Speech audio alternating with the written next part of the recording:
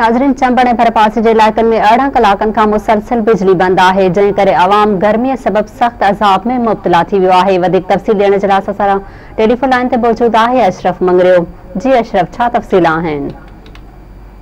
जी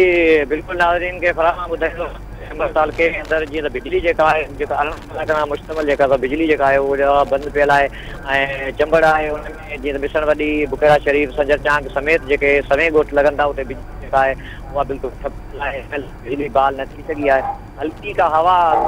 शाम जो जेका लॻी हुई उन खां पोइ जेको इंतिज़ामिया पारां बिजली बिल्कुलु बंदि पियल आहे ऐं ककर जॾहिं आसमान ते ॾिसण में ईंदा आहिनि त ख़ासि करे जेको बिजली जेका आहे उहा बिल्कुलु चमबड़ तालुके जे अंदरि बंदि कई वञे थी हथ वठी ऐं हिन में त एस्को पारां बार बार पुछियो पियो वञे त बिजली छाजे करे बिजली बंदि पियल आहे, को बि जवाबु ॿुधण जे लाइ तयार ई न आहिनि। ऐं हिकु त माण्हुनि जो अॻे ई कोरोना वायरस जेको वबा बीमारी आहे जंहिं उनजे अॻे ई साह जेको सुकाए छॾियो आहे, वरी माण्हू जेको लॉकडाउन हुजण जे करे घरनि ताईं महदूद थियल आहिनि ऐं उनजे हुजण जे बावजूदि जेको शहरी ऐं जेके ॻोठाण जेके आहिनि हज़ार में जेको गर्मी जी थी आहे उहा बिल्कुलु जारी आहे। हींअर 40 सेंटीग्रेड जी जेका गर्मी आहे उहा कई पंहिंजे माण्हू जेको गर्मी में मरी रहिया आहिनि ऐं उनखां अलावा तव्हां ॿुधल शैम्पू जेके आहिनि उहे बि वाराबंदी जे करे जेके बंदि पियल आहिनि अची दौरान ऐं माल मसो जेको आहे पाणी पीअण जे लाइ जेको उहो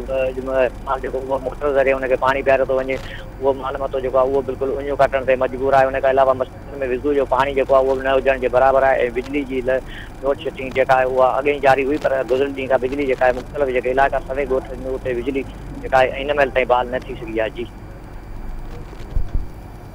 اشرف, जी महिरबानी।